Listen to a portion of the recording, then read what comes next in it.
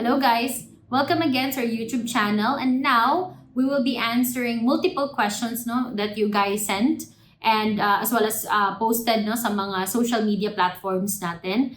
So first question, attorney, totoo po ba ito? May kuha po kasi yung pinsan ko sa home credit at di na niya nabayaran. Nakatira na siya ngayon sa bukid. Hindi niya daw ito mahulugan. Makakasuhan po ba siya? May natanggap po kasi siya na notice na text na mai-issuean siya ng warrant of arrest. Totoo po ba ito? So first, let's clarify first the obligation, ang nature ng obligation nyo sa home credit. So kung utang, that is considered a civil obligation. So if makakasuhan kayo, yung ikakaso sa inyo, most probably it's a civil case, either for collection of sum of money, depende sa amount involved, or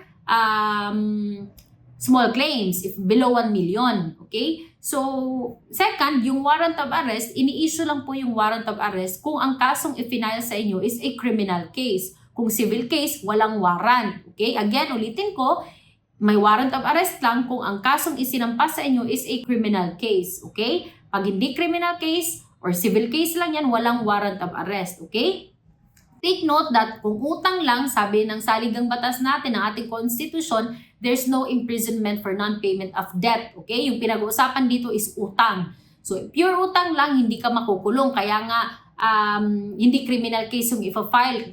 Pag hindi ka nakabayad ng utang mo, hindi ka pa-file ng criminal case dahil sa constitutional prohibition of no imprisonment for non-payment of debt. Ipa-file lang sa'yo is civil case either for collection or small claims, as the case may be. Okay? So, second, regarding doon sa notice daw na may warrant kayo, is pinadala through text, beware na lang kasi yung mga correspondence from the court, hindi yun pinapadala through text. Pinapadala yun through registered mail. Okay? Walang text. Hindi nagte-text yung korte. Not unless kung abogado kayo tapos marireset yung hearing nyo. Pero kung mga warrant, hindi yun pinapadala through text kasi madidefeat yung purpose. Hindi pinapadala yun in advance kasi what if na lang tumakas yung akusado, no? So, beware na lang sa mga ganitong klaseng messages, okay? So, now, proceed tayo sa second question. Sabi dito, attorney, pwede ba magpagawa ng deed of sale kahit na naka-last will na ang property na binigay sa akin? So, depende yan, okay? Depende kung buhay pa yung testator or yung gumawa ng last will nyo or kung wala na siya or kung pumanaw na. So first, if buhay pa yung testator, let's say yung magulang mo, yung gumawa ng will, if buhay pa sila, hindi ka makakagawa ng deed of sale or hindi mo maibibenta yung property na mamanahin mo pa lang. Kasi hindi pa ikaw yung may-ari nun. Yung may-ari nun is yung magulang mo pa or yung testator pa.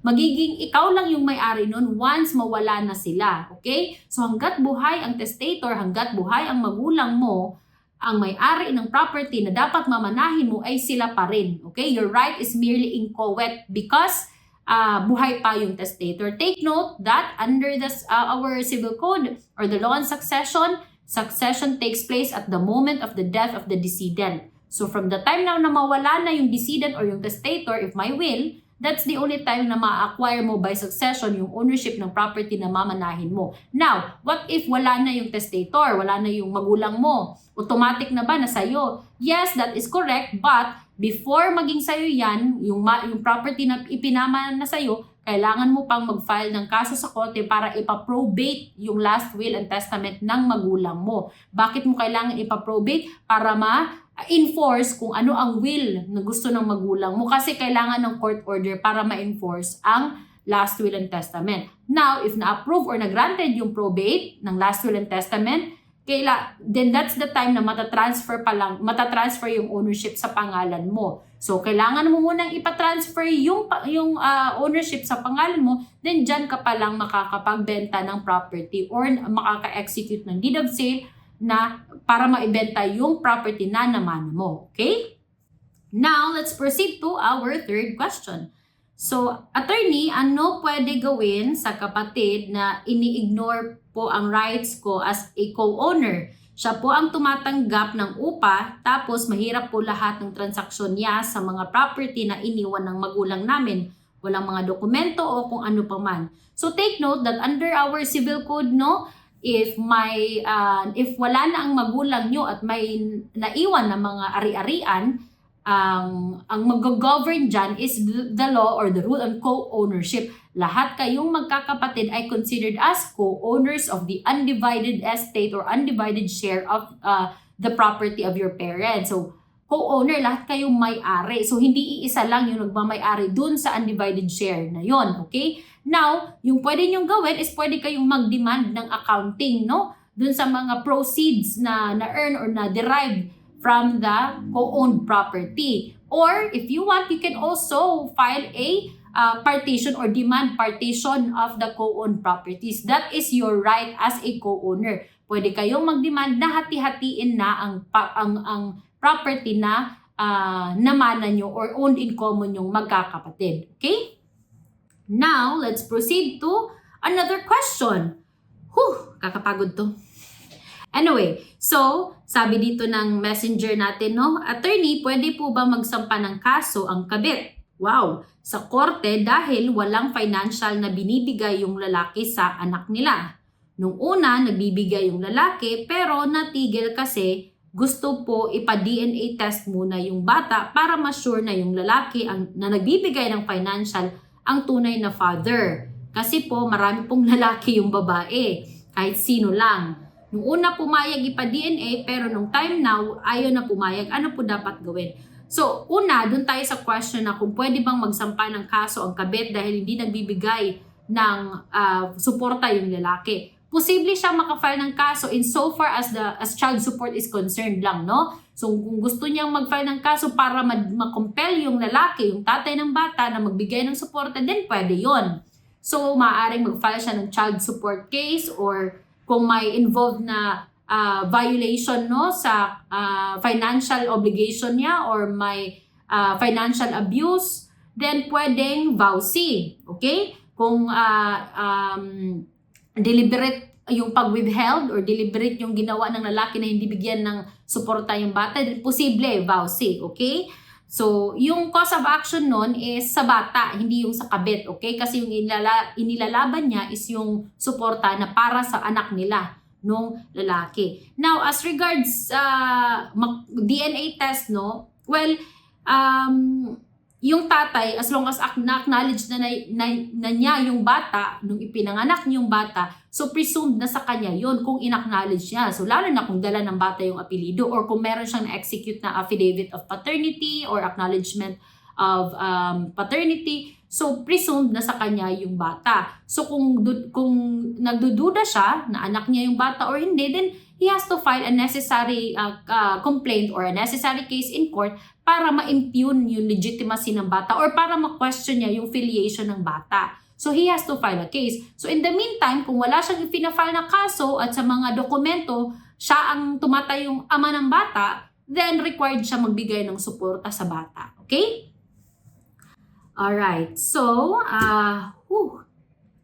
ang dami-dami ng questions. Kasi sa ibang social media account natin, no, sa tawag doon, sa TikTok, hindi na ako maka-open ng messages kasi ang dami nang nagme-message, hindi ko na mabasa. Same with sa Blue App, hindi ko na rin mabasa kasi minsan busy din tayo, no? Kasi yung itong pagko-content is ginagawa lang natin libangan, no? So, pangtanggal stress, charot.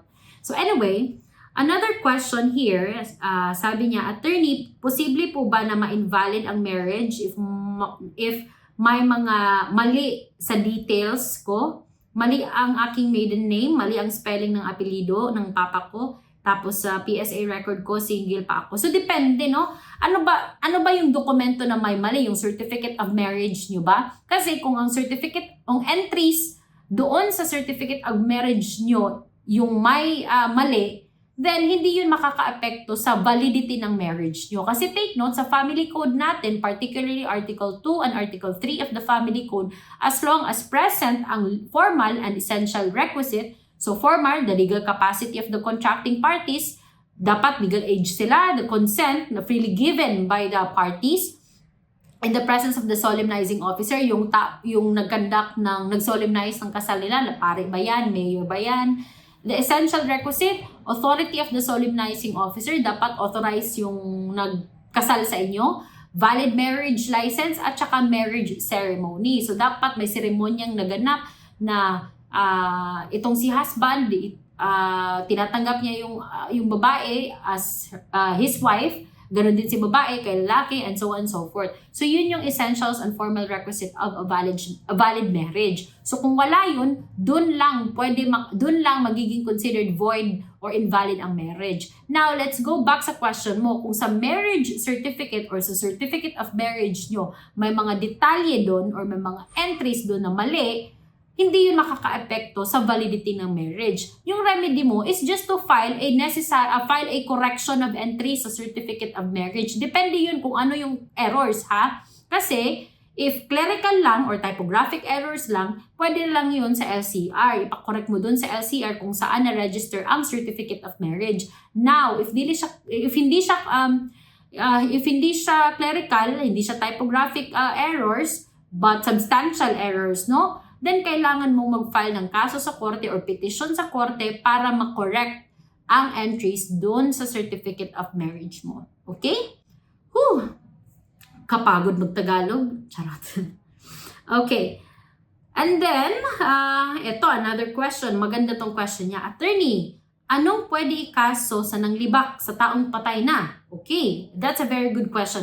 Did you know that our revised penal code, particularly Article 353, likewise penalizes those who defame or blackens the memory of one who is dead, okay? So kung manglibak ka, kung i-defame mo ang taong wala na, pwede kang makasuhan ng libel under the revised penal code, okay? Kasi yung memory or yung reputasyon ng isang taong wala na dito sa mundong ito, protected pa rin ng batas natin. So, kung sinira mo ang reputasyon or ng memory ng taong wala na, then, nakita yun o narinig yun ng pamilya ng taong siniraan mo, pwede kang file ng kaso ng libel under the revised penal code. Now, if ginawa mo yun by the use of computer system or pinost mo online, pinost mo sa social media, magiging cyber libel yung kaso mo. Okay? So again, kahit wala na ang tao, hindi pa rin basihan yun para siraan mo ang kanyang reputasyon. Okay? Kasi again, even if they are already dead, they are still protected by our laws. Alright? Okay. Now, another question. Attorney, good afternoon. Ask lang, nagsuntukan kami ng kalaban ko. Siya po ang nag-abang sa akin at siya ang unang nanakit. Pero siya po ang nasugatan at siya ang nadala sa hospital.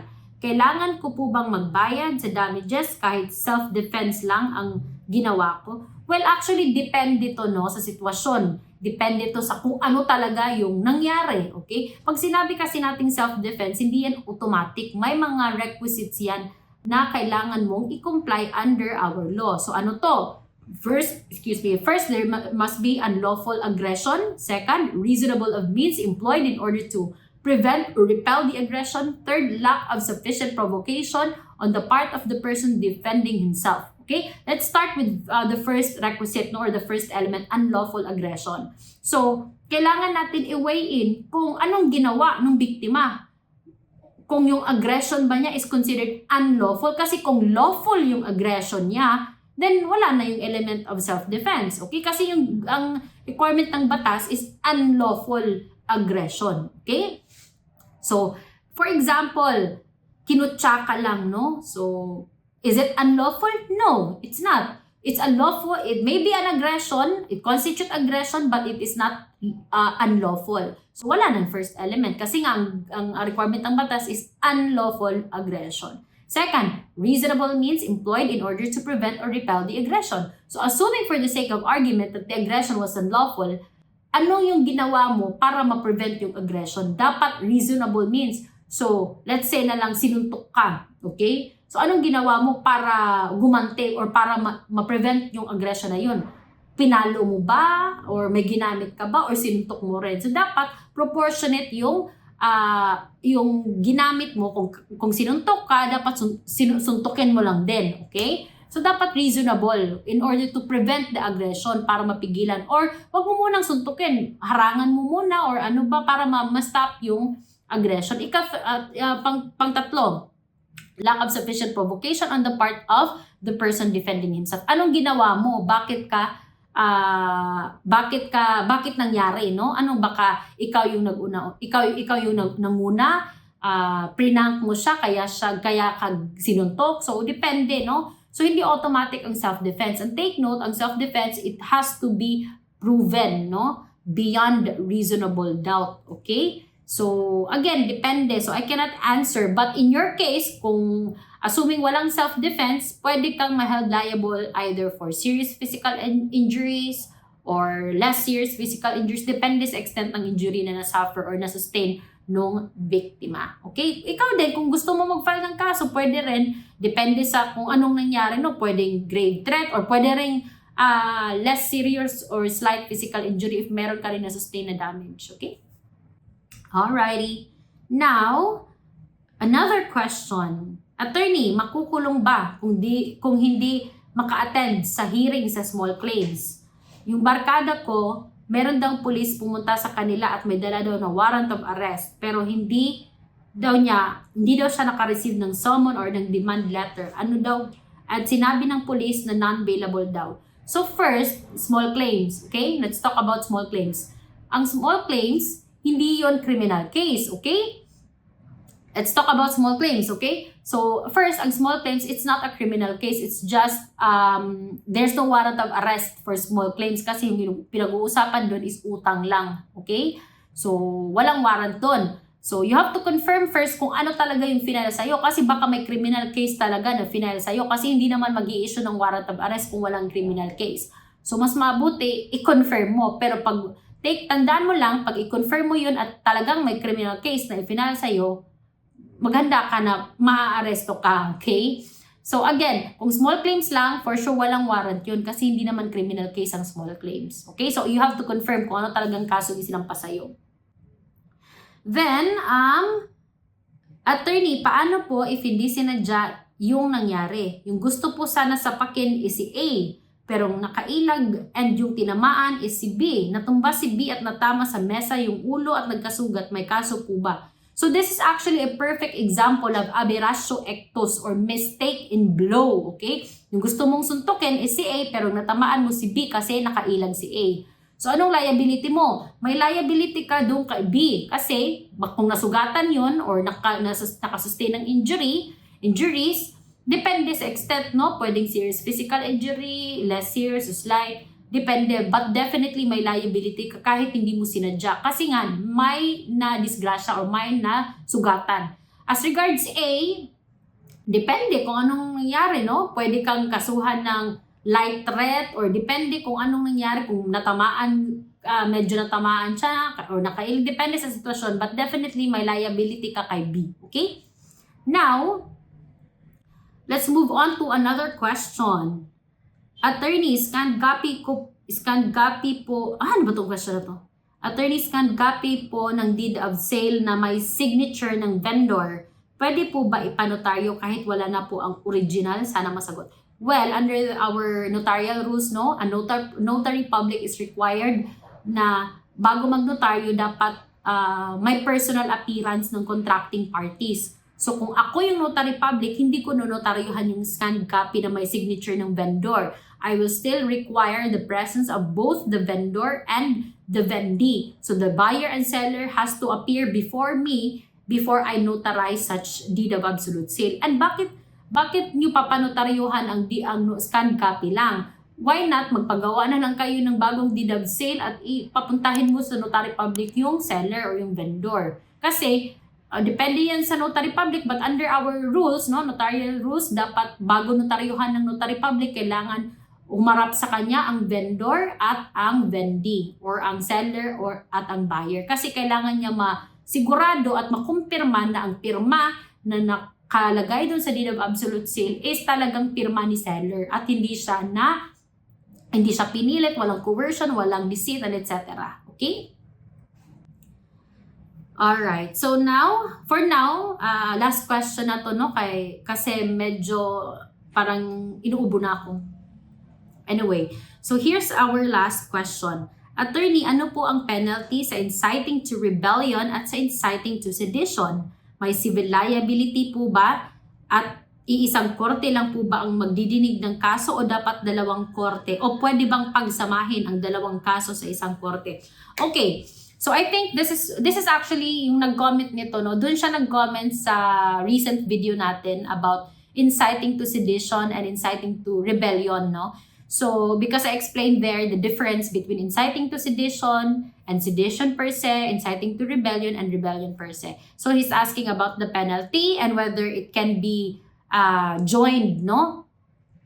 So, sa penalty ng inciting to sedition, mas mababa to compared sa penalty sa inciting to rebellion. Kasi sa inciting to sedition, yung penalty niya is prison correctional. So, that means 6 months and 1 day to 6 years. While sa inciting to rebellion, ang penalty is 6 years and 1 day to 12 years. So that is prison mayor. Now, let's talk about civil liability. Take note that under the rules of court, no, Rule 111, Section 1, that when a criminal action is instituted, civil action is likewise instituted, no? But the civil action here pertains only to the civil liability arising from the offense charge, okay? So, arising from the offense charge, this does not pertain to civil liability na makikita mo sa civil code kasi that kind of civil liability is different from the civil liability provided under Rule 111.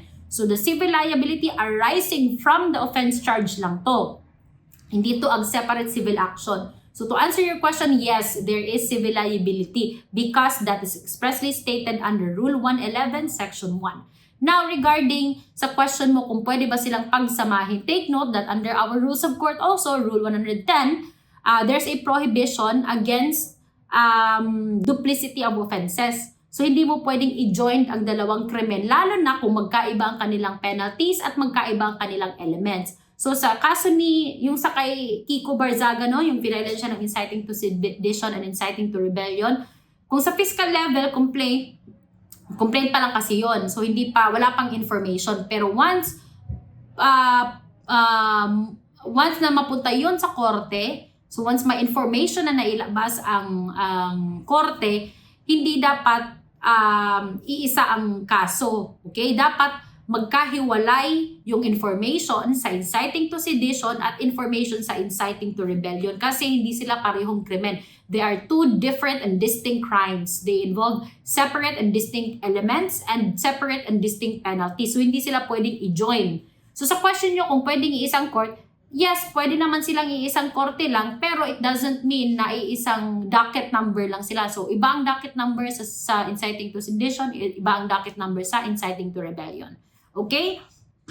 So, that's it for now. And next time, gawa na lang din tayo ng another video to answer other questions as well. Okay? So, if you have questions, just comment down below and we will answer. We will consolidate them all and answer also in one video. Okay? So, I hope you learned something and that's it for Let's Talk Legal with Attorney Zai.